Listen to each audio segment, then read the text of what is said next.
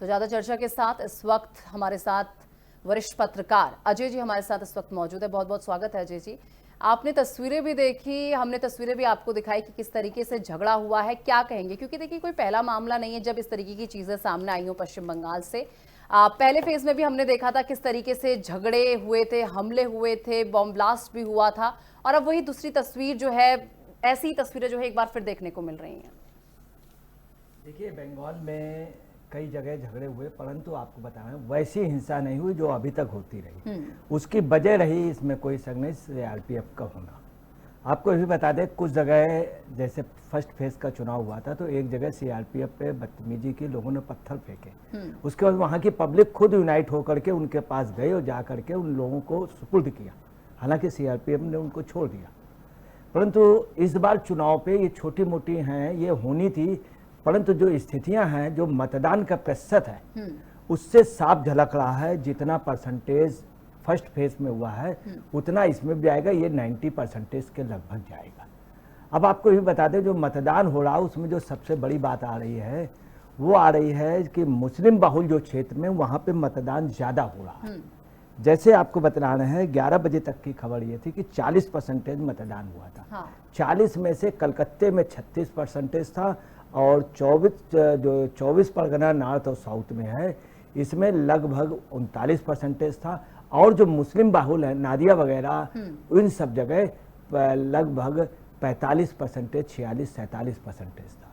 तो इसमें कोई शक नहीं कि मुस्लिम एरिया में मतदान ज़्यादा हो रहा। अब एक बात और आ रही बहुत ज़बरदस्त कि वहाँ लोग मतदान इसलिए कर रहे हैं कि शायद अगली बार मतदान में हमारा नाम न कट जाए।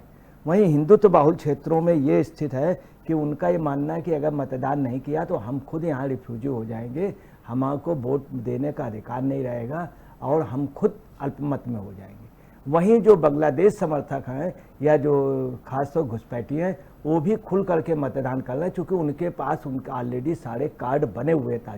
जो ओरिजिनल निवासी इनके पास नहीं है, उनके सब बने, उनके बनवाए गए। हकीकत ये। दूसरी आपको बता रहे, जो सबसे बड़ी बात ये आ रही है कि सभी की सीटें फंस गई हैं। ममता बनर्जी बेहद घबराई हुई हैं। हकीकत ये कि रात भर ममता बनर्जी सोई नहीं है। रात को 1:30 बजे लोगों के घर गई, 2 बजे गई, 2:30 बजे गई, 3:30 बजे गई, बराबर अभी तक सोई नहीं। पहली बार इतिहास में भवानीपुर सीट में सुबह से लेके अभी तक है। सारे लोग उनसे कह रहे हैं चल करके आप मतदान कर दीजिए, तो वो कह रही है कि अभी मतदान नहीं, पहले हमारा तो वोट पक्का और लोगों से। तो भवानीपुर में एक एक सीट में बूथ में जाकर के बैठ रही हैं। वहीं एक बात और आ रही कि ममता बनर्जी ने वहाँ बाकायदे सभी कार्यकर्ताओं को फ़ोन कर दिया कि अधिकतर लोग भवानीपुर में आ जाएं, वहाँ पर एक एक गली गली और घरों से वोट निकालें। मतलब वहाँ इनका इतना, शुभेंद्र अधिकारी ने भी, कई लोगों ने शिकायत भी की कि बहन जी जो हैं इनके साथ काफ़ी लोग हैं। हाँ। मगर मजबूरी है, चूँकि वो सीएम है, सीएम की वजह से और जिस तरह से वो बैठ करके कर लें। अभी तक उनका रिकॉर्ड था कि हमेशा वो जो थी मतदान करती थी और अपने कालीघाटा घर से निकल करके वहाँ पे एक इंस्टीट्यूशनल एरिया है, जो एक स्कूल है, वहाँ मतदान अभी तक नहीं गई है, क्योंकि इतना ज़्यादा। ये जो घबराहट देखने को मिल रही है, लेकिन इस बार इतनी घबराहट क्यों? हाँ, मगर ताजुब देखिए कहाँ पे है, भवानीपुर में। जैसे बहन जी का क्या हुआ, वहाँ पर जब गई नंदीग्राम में, इसके पहले चुनाव में, तो उन्होंने नंदीग्राम में उन्होंने पैर का भी अपना प्लास्टर दिखाया, वहाँ जबरदस्त मेहनत की, नंदीग्राम में आने की हार गई। परंतु भवानीपुर में ऐसा नहीं कि ममता बनर्जी हार जाएंगी निश्चित, ऐसा बिल्कुल नहीं। जबरदस्त फाइट होगी, ममता बनर्जी को हारना इतना आसान नहीं है, या शुभेंदु अधिकारी, मगर भवानीपुर जैसी सीट फंस गई। अब जो सबसे बड़ी बात आपको बता रहे हैं, वहाँ पलटा, बैरकपुर वगैरह में भाजपा मजबूत पड़े। अशोक की ऐसी न्यूज़ है, उसकी सीट ऐसी है जो जहाँ पर बहुलता दिख रही, भाजपाई दिख रहे हैं। वहीं आपको बता रहे हैं कि शुभेंद्र अधिकारी की सीट, ममता बनर्जी की सीट, अधीर रंजन की, स्वप्न दास गुप्ता की, चंद्रमा भट्टाचार्य की, दीक्षिता धड़ की, मीनाक्षी मुखर्जी की सीट फंस गई, मगर अर्जुन सिंह वहीं मजबूत दिख रहे हैं। अब आपको बता रहे हैं क्या पोजीशन, क्या वास्तव में ये पोजीशन थी फेज 2 में जो ये मतदान हो रहा है, इसमें इसके पहले इनके 18 एमएलए जीते थे, सिर्फ 18, और ये बेहद कमजोर थे। आज जो स्थिति रही है उससे बीजेपी फाइट कर रही, मगर ऐसा नहीं कि बीजेपी अबव है, ऐसा भी नहीं होगा कि बीजेपी की सीटें यहाँ पर टीएमसी से ज्यादा हूं, बराबर तक आ सकते हैं, कुछ कम हो सकती है। हाँ, फर्स्ट फेज में बीजेपी की सीटें ज्यादा होंगी क्योंकि वो उनका गढ़ था। अब आपको बताना है इसके अलावा कलकत्ता में क्या पोजीशन है। कलकत्ता में खास तौर से बड़ा बाजार क्षेत्र पर आपको बता रहे भाजपा की बूथ में जबरदस्त लोग दिख रहे हैं। यही नहीं, पलटा बैरकपुर में जो बाहुबली थे टीएमसी के, उनको लोग दौड़ा रहे हैं 12, और यही पोजीशन बड़ा बाजार है।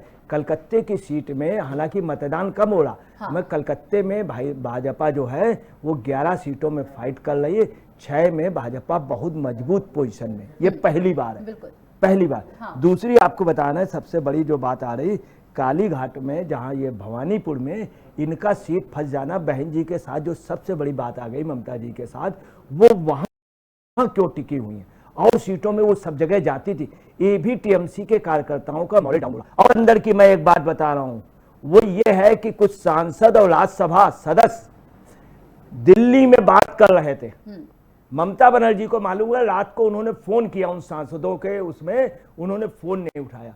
सबसे ज्यादा जो दुखद बात यार है, वहीं पुलिस के एक जवान ने बताया कि इस्लामीकरण किया जा रहा, कई लोग ये लोग खुलेआम कह रहे हैं।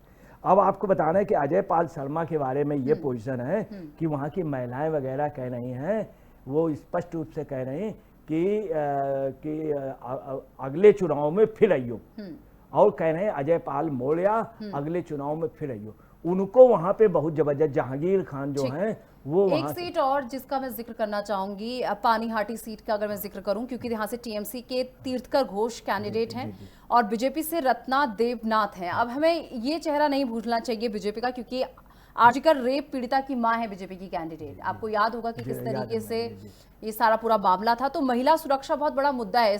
अगर इस विधानसभा सीट की मैं बात करूं तो यहाँ पर आप टक्कर को किस तरीके से देख रहे हैं पानीहाटी में? देखिए, पानीहाटी के बता रहे, चूंकि पानीहाटी क्षेत्र हमारा काफी घुमा हुआ, वहां पे रत्ना देवनाथ बहुत मजबूत पड़ा।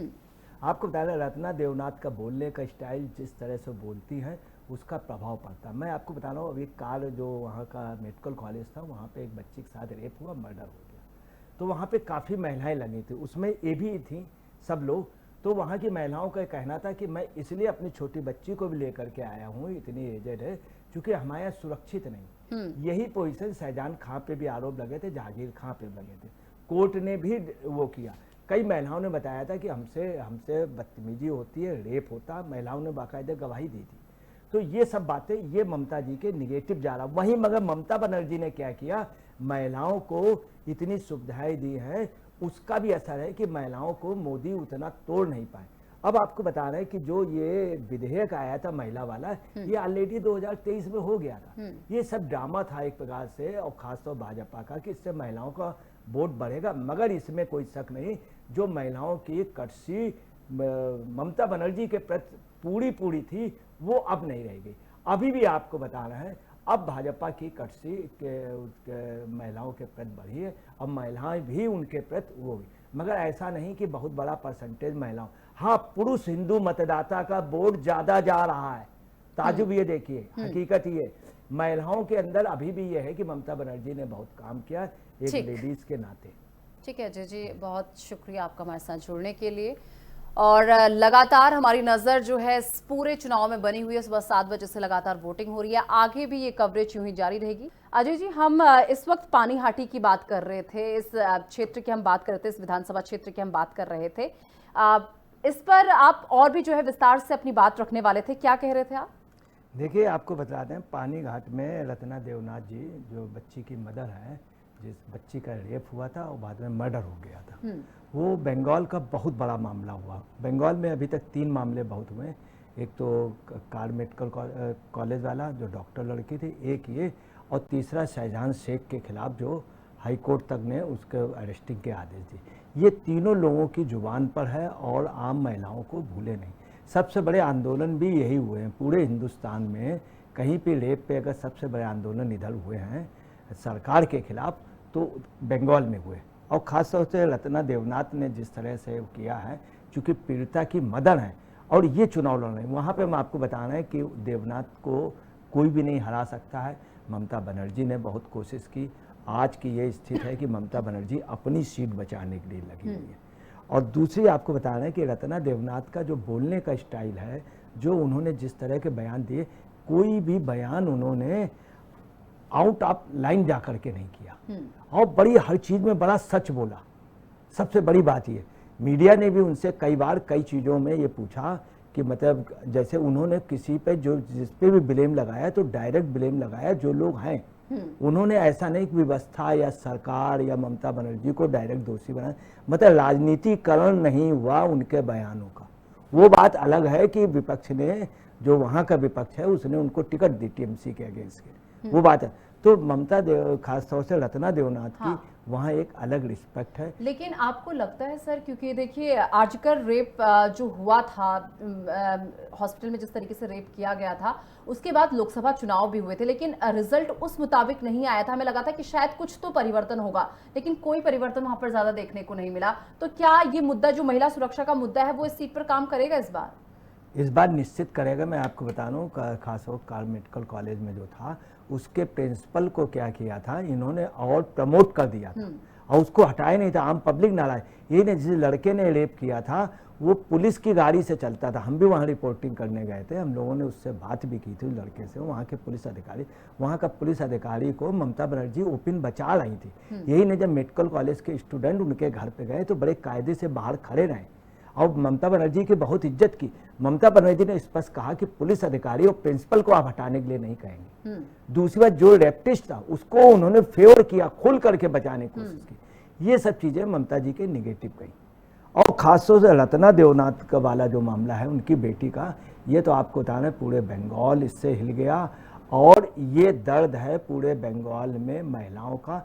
इसीलिए वहाँ कोई भी आंदोलन होता है तो महिलाएं बहुत ज़्यादा तादाद पे आ जाती, बहुत ज़्यादा तादाद पे, क्योंकि उनको अपनी बच्चियों का भविष्य सुरक्षित नहीं दिख रहा। यही नहीं, आपको बताना है कि आज जो सबसे बड़ी बात देखी गई तो उनसे इन लोगों से पूछा गया कि क्यों आप मतदान करने आ रहे हैं, तो उन्होंने कहा कि अपनी जमीन पर हम रिफ्यूजी नहीं बनना चाहते। ये हिंदू का कहना था। वहीं मुस्लिम का इसके जस्ट उल्टा था। कुछ मुस्लिम, वहीं आपको बताना है पहली बार ये है जो घुसपैठिए हैं वो खुलेआम कह रहे हैं, देखो मेरे पास एक नहीं दो कार्ड है, मेरे पास हर कार्ड है, मैं वैलिड हूँ, क्योंकि उन्होंने बनवा लिया और गवर्नमेंट ने बनवा दिए। तीसरी, ममता बनर्जी वहाँ पे थी, कुछ लोगों ने जय श्री राम बोला, ममता बनर्जी कुछ नहीं बोली। इसके पहले उन लोगों पे बहुत नाराज हो जाती थी कि वो उनको चिढ़ा रहे हैं। अब आपको सबसे बड़ी बात आता है, सबसे जो चौंकाने वाली बात आ रही वो अभी आएगी। वो चौंकाने वाली बात यह है कि नकली उंगलियां भारी तादाद में भवानीपुर में लाई गई हैं, जिसके बाकायदे प्रूफ मिल गए, बाकायदे एविडेंस हो गए। और यही नहीं, वहाँ के कई विधायकों ने और साथ में शुभेंद्र अधिकारी ने बाकायदे फोटो सही दिखाए, और वो जो हैं उंगलियां 750 उंगलियां हैं जिसकी फोटो है। इसके अलावा एक्स्ट्रा है। इसके अलावा इसके पहले इत्र का भी इस्तेमाल होता था। मैं आपको बता रहा हूँ, मैंने बंगाल की बहुत रिपोर्टिंग की है। जब कम्युनिस्ट शासन था तब वहाँ क्या होता था कि वोटिंग लिस्ट दी जाती थी, 8-8, 10-10 दी जाती थी।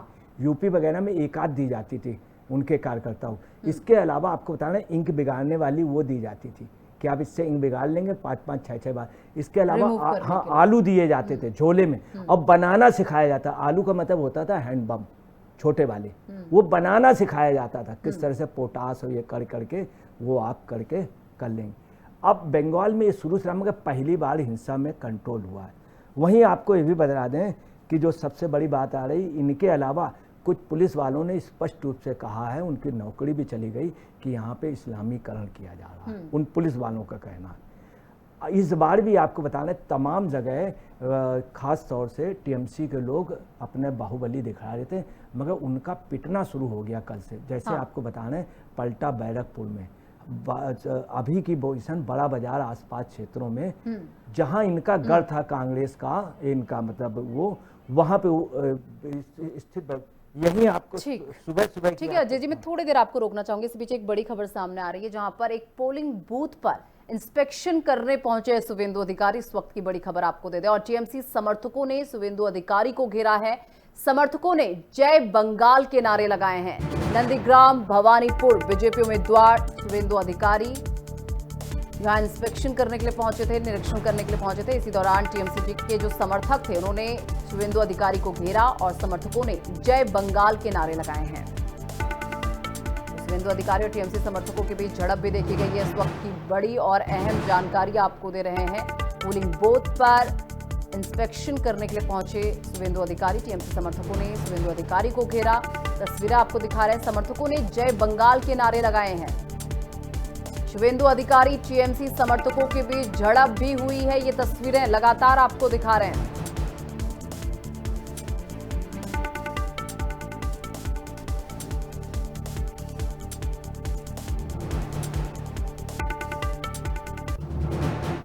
और इसी बीच एक और बड़ी जानकारी आपको दे दें। कांग्रेस के पार्षद और बीजेपी उम्मीदवार के बीच झगड़ा हुआ है। कंजारापाड़ा नगर पालिका वार्ड नंबर 5 में बहस हुई है। बूथ से 100 मीटर की दूर खड़े होने पर बहस हुई और ऐसे में पुलिस ने बीजेपी उम्मीदवार को दूर किया है। कंजारापाड़ा नगर पालिका के वार्ड नंबर 5 में तृणमूल कांग्रेस के पार्षद और बीजेपी उम्मीदवार में झगड़ा हुआ है और ऐसे में नगर पालिका के पार्षद कल्याणकर बूथ से 100 मीटर की दूरी पर खड़े थे, जिसको लेकर बीजेपी उम्मीदवार से बहस हुई गई। इस दौरान निर्दलीय उम्मीदवार ने पार्षद से हाथापाई की है। मौके पर पुलिस प्रशासन ने उनको दूर कर दिया। तो ये बड़ी और अहम जानकारी, लगातार आपको तस्वीरें भी दिखा रहे हैं किस तरीके से तृणमूल कांग्रेस और बीजेपी के पार्षद के बीच हाथापाई हुई है। और ज्यादा जानकारी के लिए यहाँ पर चर्चा के साथ हमारे साथ अजय जी लगातार हमारे साथ मौजूद हैं। अजय जी, आप कुछ कह रहे थे, अपनी बात कंप्लीट कीजिएगा। और 2 ब्रेकिंग्स भी मैंने पढ़ी थी, इस पर आप क्या कहेंगे? देखिए, अभी जैसे जय बांग्ला का नारा लगा तो अमित शाह भी वहाँ पे सोनार बांग्ला और बीजेपी वाले भी सोनार बांग्ला लगा रहे हैं। उधर टीएमसी वाले लगा, क्योंकि बांग्ला एक कल्चर है और बहुत बड़ी संस्कृत है। बांग्ला लैंग्वेज बहुत है, बांग्ला लिटरेचर बहुत हाई। मैं आपको तो हिंदी से काफ़ी हैवी है बांग्ला लिटरेचर। हिंदी जो है पहली कहानी भी बांग्ला से ट्रांसलेट होती है। बहुत मजबूत उनका लिटरेचर है। तो बंगाल का देश की आज़ादी में हर एक में योगदान रहा। तो जय बांग्ला का नारा एक मजबूरी है कि वहाँ के मतदाता सभी नेताओं को लगाना।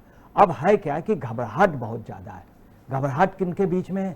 खास तौर से ममता बनर्जी और टीएमसी के उसमें। आपको बताना, मतदान होने के बाद निश्चित तौर पर झगड़ा होगा, क्योंकि टीएमसी के लोग बहुत ज़्यादा खिसियाए हुए, गुस्सा में।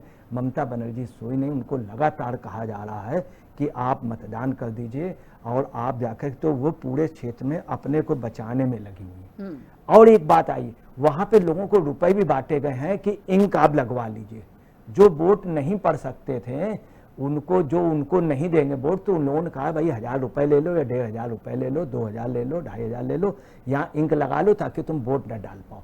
तो हमको वोट नहीं दोगे तो वोट न डाल पाओ। ये भी वहाँ पे पहली बार हुआ है। ये सब चीजें अभी खुल करके आएंगी। तीसरी बात आपको बताना है, राइट टू वोट का भी उल्लंघन हुआ है। ये भी कटु सच है। अभय पाल शर्मा का खास तौर से जो था, उनके खिलाफ FIR हुई है CRPF। ये नहीं होनी चाहिए कि स्टेट गवर्नमेंट। वहीं आपको बताना है, जब शर्मा जी वहाँ गए हैं IPS, तो उन्होंने इस पर डायमंड हार्बर में जब जहांगीर खां के उसमें कहा कि उनसे कह देना, उनके परिवार से भी, कि किसी तरह की कोई बदतमीजी ना हो। तो उन्होंने जो कहा, इसके अलावा उन्होंने जो मेन बात कही वो नहीं आ रही है। वो ये है कि 22 श्रेणी की सुरक्षा जहांगीर खां को मिली थी। वो मेन बात उन्होंने ये कही जहांगीर खां को, उनके लिए इतनी वहाँ की बंगाल की पुलिस उनके मोहल्ले में या उनके घर के बाहर क्यों है? ये चीज नहीं हो सकती। वायु सैनिक जिस आदमी को सुरक्षा मिली वो नहीं है, आदमी के साथ रहती, उसके परिवार या घर के साथ। उन्होंने इसके लिए रिपोर्ट भी मांगी है। अब आपको बताना है, अजय पाल शर्मा के खिलाफ जो FIR हुई, ये बेहद गलत है। ये संगीन मामला होगा आगे चल करके। परंतु वहीं आपको ये भी बताना है कि IFS के इंडियन उसके सेकुलर फोर्स के ने स्पष्ट सुबह ही कह दिया कि टोटल बेईमानी हो रही है। अरबुल इस्लाम ने भी कह दिया कैनिंग ईस्ट में कि टोटल वो हो रही है। आप उसके TMC के जो कार्यकर्ता हैं, अंदर उनके एजेंट हैं, वो अंदर किसी को जाने नहीं दे रहे हैं। कुछ जगह कुछ निर्दलीय जो थे वो भी TMC के साथ डमी लोग हैं एजेंट के रूप में, और वहाँ पर कई दलों के लोग अंदर नहीं जा पा रहे हैं। ये इस तरह के, इसीलिए शुभेंदु अधिकारी। देखिए, हम सबसे हाई प्रोफाइल सीटों की बात कर रहे हैं, जिसमें हमने भवानीपुर सीट की बात की, पानीहाटी सीट की बात की। अब हमें एक सीट और है जिसे हमें भूलना नहीं चाहिए, संदेश खाली। इस सीट को हमें भूलना नहीं चाहिए क्योंकि बहुत हाई प्रोफाइल सीट ये भी है। यहाँ से टीएमसी के उम्मीदवार झरना सरदार हैं और बीजेपी के सनत सरदार हैं। देखिए, टीएमसी 2016 और 2021 का चुनाव यहाँ से जीती है। और वहीं अगर मुद्दे की बात कर ली जाए तो कि इस सीट पर मुद्दा क्या है, तो टीएमसी नेताओं पर इस सीट पर यौन उत्पीड़न के बहुत सारे आरोप लगे हैं। तो कितनी मुश्किलें टीएमसी के लिए खड़ा कर सकती है? देखिए, आपको बताना, हम संदेश खाली गए हैं, संदेश खाली का वहाँ पे महिलाओं ने खुले रूप से एफिडेविट दिया था और बताया था कि भाई साहब यहाँ स्थिति है कि यहाँ तय है, इस घर की महिला को इस तारीख को जाना पड़ेगा। फिर ममता बनर्जी वहाँ डायरेक्ट गई उन घरों में, उन महिलाओं को डायरेक्ट जा करके रुपया दिया, पैसा दिया, बोले चुप रहो नहीं तो तुम्हारा। और उसके बाद जब ये बयान दिया तो उनके घर पे हमले हुए। उसमें काफ़ी लोग ऐसे हुए कि जो 200, 300 किलोमीटर दूर पे छोड़े गए, उनको डर। ममता बनर्जी ने पूरी ताकत संदेश खाली पे लगा दी कि संदेश खाली सीट जानी नहीं चाहिए।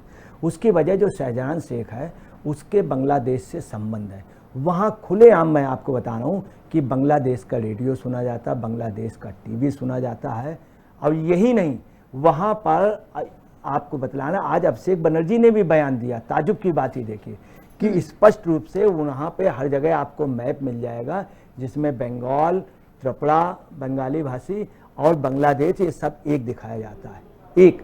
और संदेश खानी में पूरी ताकत ममता बनर्जी ने लगा दी है। अगर वहाँ थोड़ी देर में आपको बीच में एक बार फिर से रोकना चाहूंगी। इसी बीच एक और बड़ी खबर सामने आ चुकी है जहां पर पश्चिम बंगाल में दूसरे दौर में भी बम्पर मतदान जारी है। बंगाल में दोपहर 1 बजे तक का आंकड़ा सामने आ चुका है। आपको बता दें कि बंगाल में दोपहर 1 बजे तक 61.11% मतदान हो चुका है और इसी के साथ 6 घंटे में पश्चिम बंगाल में 61.11% मतदान। पूर्वी बर्धमान की अगर बात कर ली जाए तो 1 बजे तक का आंकड़ा यहां पर 66.80% है। पश्चिम बंगाल में 1 बजे तक 61.11% मतदान हुआ है। नादिया की अगर बात कर ली जाए तो 61.41% मतदान हुआ है। कैलकाटा नॉर्थ की अगर बात कर ली जाए तो 1 बजे तक 60.18% मतदान हुआ है। इस वक्त की सबसे बड़ी जानकारी आपको दे दें, जहां पर पश्चिम बंगाल में सेकंड फेज का चुनाव लगातार जारी है, लेकिन 1 बजे तक का जो आंकड़ा है वो सामने आ चुका है। बम्पर वोटिंग हुई है, इसमें भी 61.11% वोटिंग हुई है। और ऐसे में हम उन तमाम जो विधानसभा सीटें हैं वहां का आंकड़ा भी आप तक पहुंचा रहे हैं कि कहां पर कितना वोटिंग परसेंटेज हुआ है। नादिया में देखिए 61.41% और कोलकाता नॉर्थ की अगर बात कर ली जाए तो 60.18% वोटिंग हुई है।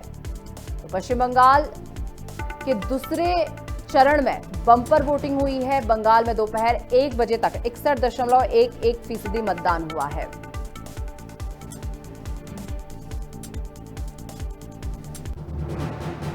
और चलिए चर्चा में एक बार फिर वापस लौटते हैं।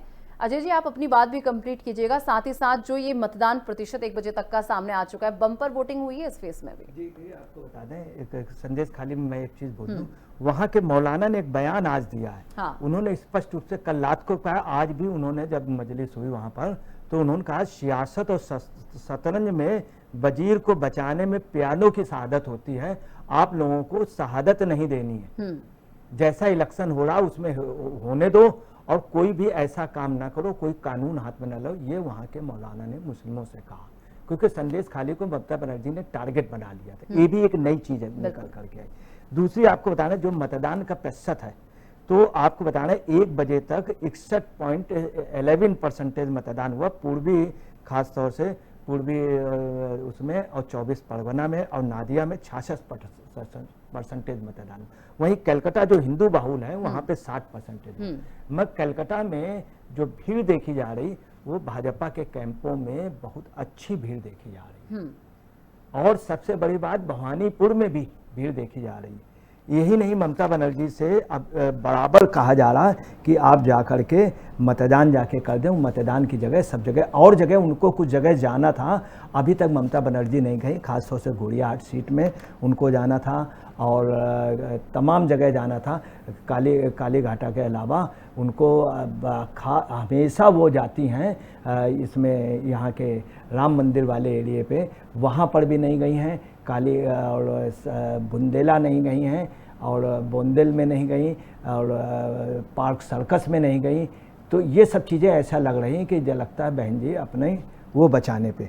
इसके अलावा आपको बता दें कि ममता बनर्जी के बारे में लोग ये भी कह रहे हैं, ममता बनर्जी ने आज स्पष्ट रूप से कह दिया है कि ये याद रखें, अगर मैं चुनाव हार भी गई या हो गया, केंद्र में भाजपा को बैठने नहीं दूंगी और मैं केंद्र से भाजपा को उखाड़ करके ही मानूंगी। लोग ये भी कह रहे हैं कि भूखी शेरनी के रूप में अगर ममता बनर्जी हार गई तो केंद्र का जबरदस्त विरोध करेंगे, विपक्ष की लीडर ममता बनर्जी होंगी। वहीं कई सांसदों वाली बात भी, इसमें भी दम है कि सांसदों से मुलाकात हुई। बहन जी को सबसे ज़्यादा ममता बनर्जी को यही चीज़ बुरी लगी कि कुछ सांसद और कुछ राज्यसभा के सदस्य उनसे कांटेक्ट कर रहे हैं, जैसे आप पार्टी वाला हुआ था, ये पक्के। इसीलिए इसमें है कौन मेन? ममता बनर्जी के बेहद खास त्रिवेदी जी, जिनको बांग्लादेश का उन्होंने उच्चायुक्त बना दिया, किन्होंने? मोदी जी ने। हाँ। और भी कई लोग। और आपको बता रहे हैं कि असम के चीफ मिनिस्टर अपने यहाँ की चिंता नहीं कर रहे हैं, इसी में दिन रात लगे हुए हैं कि किस तरह से टीएमसी को तोड़ा जाए। यही नहीं, कांग्रेस के कई लीडर लग गए। अब समस्या आ रही, कुछ जगह कांग्रेस अच्छी लड़ रही, अगर कांग्रेस कुछ जगह लड़ गई तो उसका फायदा बीजेपी को होगा। अब मतदान में एक नई बात देखी जा रही है कि कम्युनिस्ट पार्टी के लोगों का कहना कि अगर हमको आना है तो टीएमसी को हटा, जब तक नहीं हटेगी हम नहीं आ सकते। ये वहीं कांग्रेस में एक फीलिंग आ गई है कि अगर हमारा कैंडिडेट नहीं जीत रहा है तो ममता को नहीं जीतने देंगे, बीजेपी को। अगर इस तरह का होता है तो बीजेपी यहाँ फाइट कर जाएगी। इसी के साथ बिल्कुल, इसी के साथ अगर हम सेकंड फेज की जिस तरीके से बात करें, 142 सीटों पर वोटिंग हो रही है इस बार, ये जो सेकंड फेज की सीटें हैं किसकी तरफ जाती हुई दिख रही हैं? ज्यादा सीटें किसकी तरफ जाती हुई दिख रही हैं? देखिए, आपको बताना, ज्यादा सीटें टीएमसी की ओर जाती हुई दिख रही हैं। आप तो कह रहे हैं घबराहट भी है, घबराहट है, की घबराहट जो मेन सीटें हैं, जैसे हाँ। भवानीपुर सीट फंस गई, हाँ। नंदीग्राम में ममता बनर्जी हार गई, इसमें कोई इब्बत है ही नहीं। बिल्कुल है। खास तौर से ये कलकत्ता की सीटें में 11 में लगभग ये 5-6 सीटें हार गई। परंतु इसके पहले से जो मतदान हुआ था उसमें इनमें बीजेपी की सिर्फ 18 सीटें थी, तो बीजेपी कितनी फाइट करेगी? हालांकि पहले बीजेपी 3 से 78 पहुंच गई थी, 3 से 78 पहुंच गई थी, तो 18 सीटों में यहाँ पर मुस्लिम बहुल क्षेत्र हैं, यहाँ ममता बनर्जी स्ट्रांग थी। मेरा अंदाजा है कि आधी सीटें हो सकती, 2-4 सीटें कम होगी, क्योंकि वहाँ बीजेपी लीड ले रही है, पहले वाले में लीड ले रही है। मैं आपको बताऊँ, पहले वाले में उनकी लगभग 56 सीटें थी और उनको लगभग 80-90 सीटें मिलेंगी, 80-90 सीटें कुल। वहीं आपको बता रहे हैं कि बीजेपी का क्या मानना है कि दोनों को मिला करके हमको 120-30 मिल जाए। ममता बनर्जी का सिर्फ अब जो टारगेट रह गया, किसी तरह से हम 140 सीटें पा जाएं हम सरकार में। मगर आपको बता रहे हैं कि अगर ऐसी पोजीशन रही, ममता बनर्जी 130-35 रहती हैं, हाँ। तो सरकार बीजेपी ही बनाएगी, क्योंकि सरकार आप ये कैटेगराइज करके बता सकते हैं कि ये जो 142 सीटें हैं, हाँ। ये किसमें कितनी सीटें जाती हुई दिख रही हैं? हाँ, देखिए मैं बतला रहा हूँ। देखिए, सबसे पहले आ रहे हैं कलकत्ते में। कलकत्ते में 11 सीटें हैं और कलकत्ता में 11 में बीजेपी जो है लगभग 6 सीटों के लगभग बहुत मजबूत पोजीशन में। हार जीत क्या होती है वो, मगर भवानीपुर में कुछ भी हो, हाँ। लास्ट में ममता बनर्जी खेला कर जाएंगी, क्योंकि ममता बनर्जी के अंदर जो अपील है वो मर्सी अपील की अगर किसी में क्षमता है तो ममता बनर्जी में। अब आपको बता रहे, कलकत्ता के बाद आइए 24 परगना, नॉर्थ 24 परगना के जो अभी हैं। अभी तक हमारा सुबह तक ये मानना था कि शायद बीजेपी वहाँ पे कमजोर पड़ेगी, मगर वहाँ पे मतदान का परसेंटेज बहुत ज़्यादा नहीं गया, मुस्लिम बाहुल है, तो उससे ये लग रहा है कि भाजपा वहाँ पे नेक टू नेक फाइट करेगी और वहाँ पर जो टीएमसी है 1-2 एमएलए ज़्यादा हो सकती, नॉर्थ और साउथ परगना पे दोनों जगह। वहीं आपको बताना है, तीसरी जगह आती नादिया। हाँ। नादिया में भी यही पोजीशन है, बीजेपी और टीएमसी की बहुत ज़बरदस्त फाइट होगी। मेदिनीपुर में, पश्चिमी मेदिनीपुर में टीएमसी बहुत मजबूत पड़ेगी, बहुत मजबूत पड़ेगी। वहीं आपको बताना है कि हुगली में 18 सीटें, हुगली में बीजेपी बिल्कुल नेक टू नेक फाइट कर रही। हो सकता है हावड़ा में 16 सीटें हैं, 16 में यहाँ पे बीजेपी जो है हावड़ा में लगभग 12 सीटों में जबरदस्त फाइट कर रही है, जबरदस्त फाइट। 12 में से 7-8 सीटें। ठीक है अजय जी, थोड़ा समय का अभाव है मेरे पास, आपकी जो है बात पूरी नहीं हो सकी, इसके लिए मैं माफ़ी चाहती हूँ। फिलहाल बहुत शुक्रिया आपका हमारे साथ जुड़ने के लिए और तमाम चर्चा करने के लिए। और हमारे साथ इस खास कार्यक्रम में बस इतना ही। देश में की तमाम बड़ी खबरों के लिए देखते रहिए FM न्यूज़।